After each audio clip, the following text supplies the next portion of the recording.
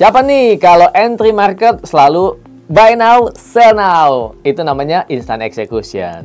Ya memang nggak salah sih ya, bisa saja saat itu momennya memang harus trade now ya. Tapi ada cara yang terbaik nih, ada cara yang lebih baik nih ya untuk kita entry market, yaitu dengan cara pending order.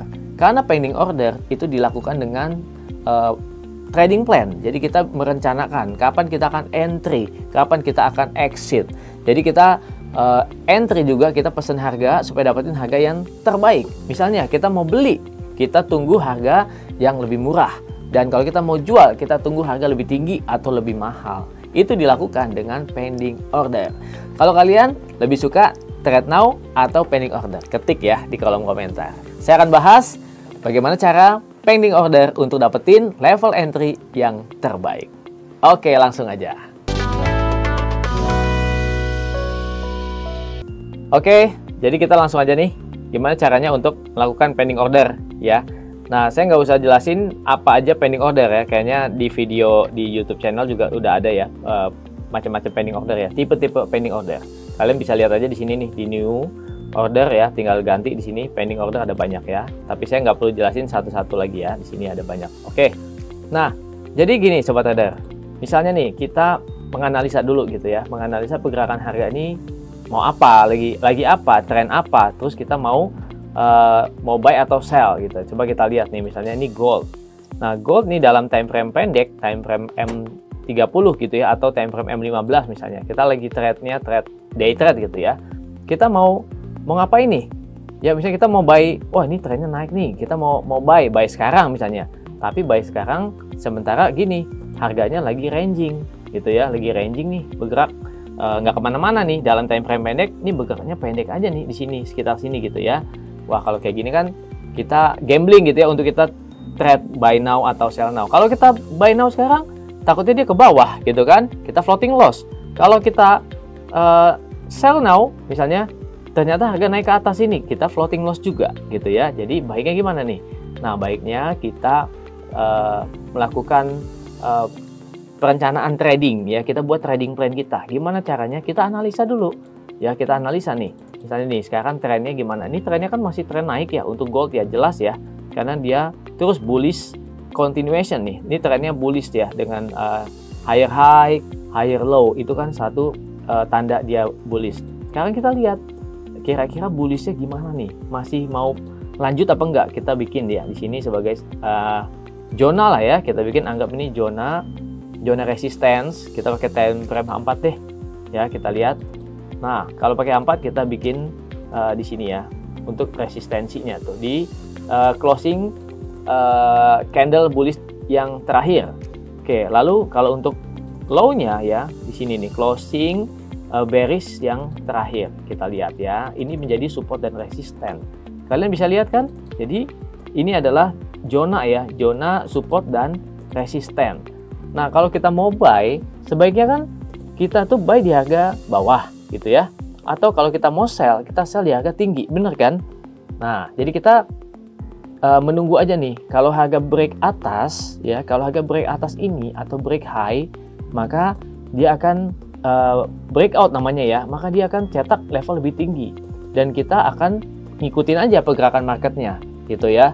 Jadi kalau break high ini, maka kita akan ikutin dia buy. Tapi kalau misalnya harga naik ke area sini ya, ke area high di sini nih, ini di sini ya, di 2677 nih harga closing bullishnya ya. 2677 naik ke 2677 dan sampai ke atasnya ini, kita lihat harga menembus atau enggak. Tapi kalau enggak menembus, maka kita perlu yang namanya sell di area tersebut, karena di situ berarti banyak resistensi gitu ya. Oke, nah kita begini aja deh.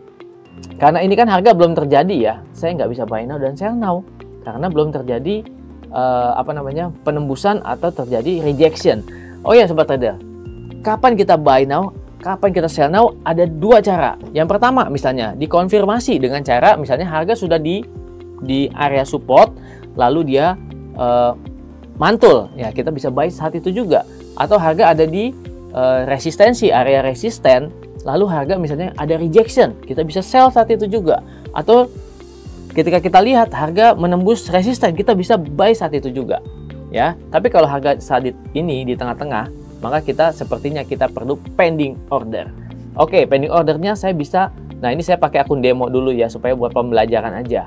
Nah, ini adalah support, ini adalah resisten ya. Jadi di area resistensi ini saya akan cari posisi sell ya.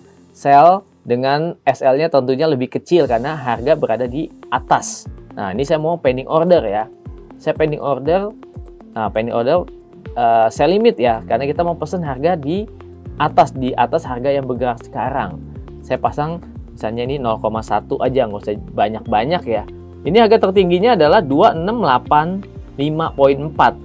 Saya pasang misalnya 40 pips deh di atasnya 2685, berarti 2689. 2689.40 ya. Kemudian stop loss-nya adalah saya pesan harganya, maksudnya di harga sekitar sini ya. Sekitar sini tadi 2677 ke 2685. Saya pasang di 80 deh. Ya. Kemudian SL-nya di atas harga tertinggi 2685 40 pipnya. Berarti 2689.4 ya. Oke, stop take profitnya. Take profitnya saya ambil lebih banyak, misalnya dari harga SL-nya gitu ya. Dari SL-nya misalnya 40 pips, saya pasang TP-nya 80 pips di 2672.4. Oke, saya akan place. Nah, sobat trader, ya jadi saya ada entry di sini ya. Saya ada limit ya. Saya limit di sini. Oke, kemudian gimana nih?